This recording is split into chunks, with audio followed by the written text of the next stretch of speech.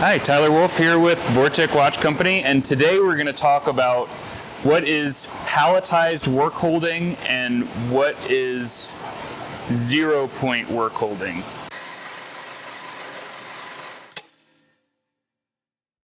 The most difficult thing to do in machining is to hold on to the thing that you're working on. It's usually easier for the initial op when you have just a big puck of material, but once you've done your first operation, you need to flip it over or do something else to remove the rest of the material. Usually on a mill, we have a minimum of 2 operations. For our regular watch cases that we make on this mill, we have 6 total operations to get them finished because we only have a 3-axis machine. The reason that palletized work holding is important, we're not talking about a pallet that you would receive a bunch of boxes on. We're talking about smaller pallets. Each one of these is a pallet in the machine. And palletized work holding, as opposed to traditional work holding, with traditional work holding, you have, say, a vise in the machine. And you would set up the machine to work with that vise. So whether we're cutting custom jaws to hold on to a weird shape or whatever, we'd have a vise in the machine to hold one part, maybe a chuck in the machine to hold another part. The moral of the story is that traditional ways of setting up CNC machines and any metal cutting machines is every time we change parts, we set up the machine just to run that part. So it takes a long time to set up the part, and once we're running that part, we need to run a bunch of them at a time to make it worth all of that setup time.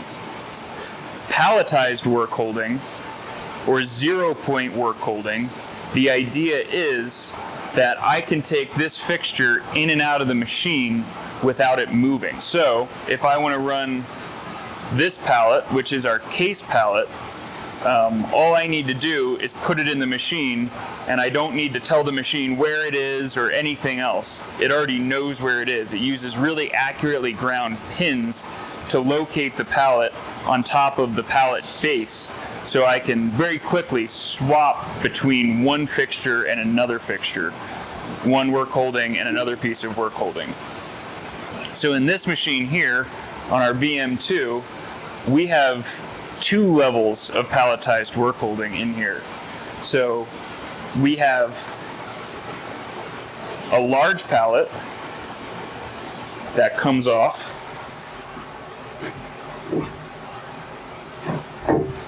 and we can swap this whole thing out.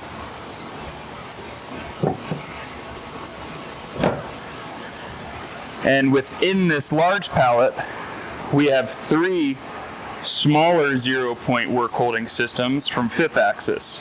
So we can change out these collets for different products, whether it's our 16 size case or 12 size case, bezels, case backs, anything that we want to make, and we can quickly swap between these different things. The reason that's important for Vortic is when we're building watches using movements from different companies and different models within those companies, we have to change the case. We have to make a different case for just about any model. So for us to set up this machine specifically just to run one case takes a long time, and when we do that, we need to run a bunch of them. This system allows us to quickly shift between different models of cases without setup time. It's simply take the pallet out and put the pallet back in. And to switch between different models, we just switch out this collet or switch out that collet, and we have all of our programs saved in the machine, and it'll run the different things that we need to run. How does the machine hold onto the pallet? A palletized fixture has 2 parts. It has a pallet base, and then it has the pallets themselves. Traditionally, it's got 2 important features: the locating pins and the things that are actually holding the pallet down. So on this pallet, it's got 1 round pin and 1 diamond pin. So this is a precision ground pin that will locate the pallet in XY. this pin back here will make sure that the pallet is rotated correctly. Then so this pallet is actuated by air. When we remove the pallet, we pull this little valve here, and it actually pressurizes these balls to release the pallet. It has springs inside of it, so when I release that air, those balls spring out and pull the pallet down. So these hold the pallet down, and these pins locate the pallet on this pallet system. On our 5th axis bases, let me grab a tool from over here.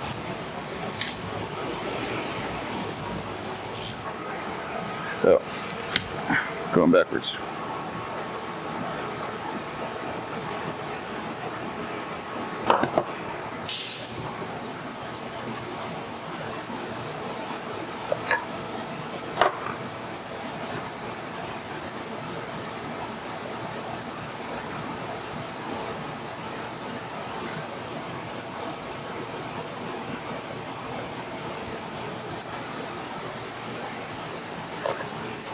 All right.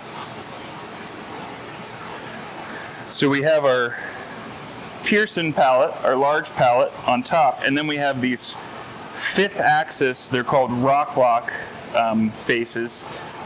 Still a pallet system, but it's a little bit different on the 5th axis bases that we use.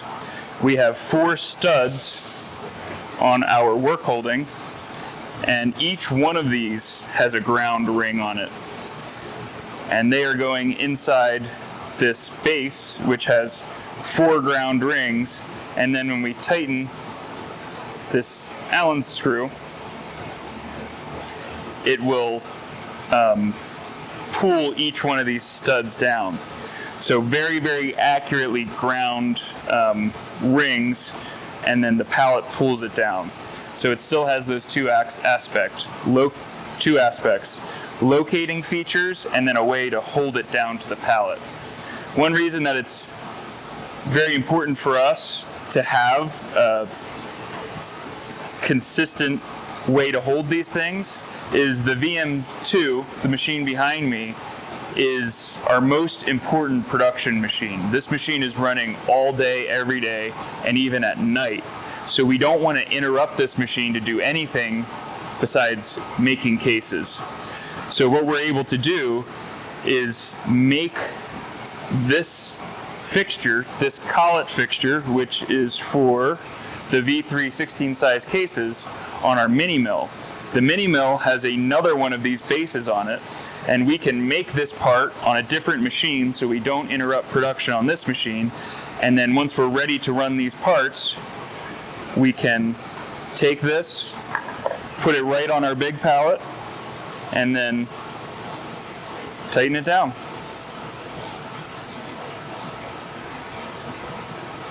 And I've effectively just changed the different part that we can make on the VM2 by just swapping out this collet. And I didn't have to interrupt this machine because I have the same base on a different machine, and I can make this collet. So like I said, we have on this machine, we have 2 different palletized work holding systems. We have the large pallet, which is specifically for making cases, and this larger pallet has both vices and collets on it. And the reason that this is so large and beefy, the basic pallet is just this aluminum piece. So we buy this and then we customize it. We put holes and threads and accurate locating features on this. And then we make this riser, this stainless steel riser that we put on top of it. And the reason that we have this riser for these dovetail vices is so that all of our work is being done at a relatively similar height. If we're reaching down here, there's a chance that the spindle could knock against that part. So we want to raise up our work holding so that each of our parts is at a relatively similar height to make sure that we have clearance for everything. The other reason that this riser and pallet are large is just purely rigidity. If we made a really thin pallet and a thin riser, this thing would be able to flex and warp. We also have our locating features inside of this pallet, and we need thickness to be able to sink these screw heads in and get proper thread engagement with all these different fasteners. So it may look really large, but this is about as thin as it could be to effectively do what we need it to do. Each one of these studs is sticking up, that far into these stainless collet bases, and then this collet extends, down to there inside these collet bases. So it may seem like there's a lot of excess material on this, but this is kind of the thinnest that we can make it. And in fact, the Pearson bases, these bases for the larger pallets, are very low profile for a both the Rock Block and the Pearson bases are very low profile, meaning they're not tall, as opposed to a lot of different palletized work holding. We started with the Pearson bases, and so this is what we buy. We buy these plates from Pearson that have some features on the back. So it has these pads here, which go against the hardened steel pads on the base to locate in the Z-axis. Then the round pin goes to this accurate hole to locate in the XY, and then this accurate hole will locate the pallet rotationally. So that's what your basic pallet looks like before we start modifying it. When we first started using the Pearson pallet system, we were making pallets that look like this. And this is a little different because besides the fact that we were holding things in a different way, this whole pallet was only for one product. Right? This pallet in particular is what we used to make the 2019 and the 2020 military edition watches. And you can see this collet is not interchangeable. This collet is not interchangeable. None of these collets are interchangeable. So we were able to still make every part of the watch in one button push, but we'd have to change out this entire pallet and invest in making one of these entire pallets for each different product that we have. With the new pallets that we have, we can make every single product that we make on either of those pallets because we can interchange those collets. Additionally, on those Pearson pallets, we used to swap out different fixturing.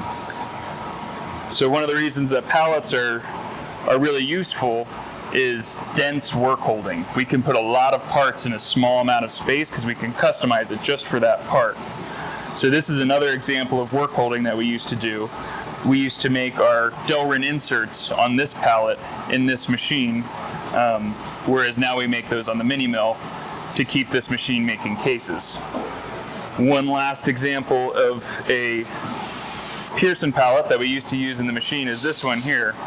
And what this pallet used to be for is prepping stock for those dovetail vices and making the collets for the different watches on those pallets.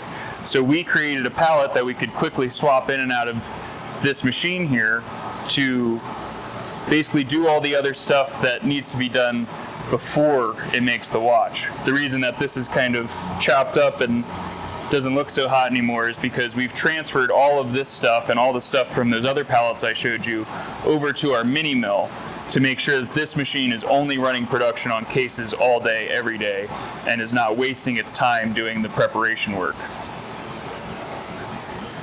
So the other way that palletized work holding or 0-point work holding is very useful is for quickly switching between jobs that aren't production. Say we need to prototype something or make a tool, putting a vise in the machine, indicating that vise, probing everything up, that takes a lot of time. On a Rock Block base, I can quickly swap a vise or a dovetail vise or an ER collet or these different pieces of custom fixturing that I've made, or even a big chuck. All of these things I can quickly and accurately swap in and out of that rock block base. And for example, when I put this vise in the rock block base, I don't have to tell the machine where it is. And I don't have to question whether or not it's rotationally accurate. I don't have to tap it with a hammer to make sure it's perfect. I just put it in, tighten it down, and I'm ready to make my part. So overall, if you hear the term palletized work holding or 0-point work holding, we're kind of referring to the same thing. It is a fixture that we can quickly swap in and out of the machine without needing to set the machine up, to rotate it correctly, to tell the machine where everything is. Everything's working off the same origin. So we don't have to redefine a work coordinate system for each one of our parts. Palletized work holding in its simple form, like we're showing you today, is really useful to be able to quickly switch between different fixtures in work holding. But at a different level, they make what are called pallet pools or pallet changing systems that will automatically swap out these different parts. And we can load different types of work holding, different parts, different materials, all within a cabinet where an arm will come out and swap different parts and accurately place them in the machine, so we can automate the changing out of parts and fixtures. For example, on our new 5-axis machine here, the DMU 50, this is an automatic door. This machine used to have a robot cabinet on it. So this door will automatically open, and if we had a robot here, and we may get one eventually, it could take one of these pallets and put it right in the machine and keep on machining. So it doesn't need a human to come in and change parts out and change out pallets, because a person can set up 20 plus different pallets, make sure everything's ready to go, and the machine will keep swapping them out and keep making different parts. So that's kind of the ultimate form of palletized work holding. But the concept is quickly switching between different parts, having a 0-point system, so everything locates. When we switch it out, it locates accurately enough that it doesn't have a new position that we need to teach to the machine. And this really, you'll hear people refer to it as hot swapping, quick change tooling. All of it's kind of referring to this concept of palletized work holding, where we can quickly and easily switch between different parts and different forms of work holding.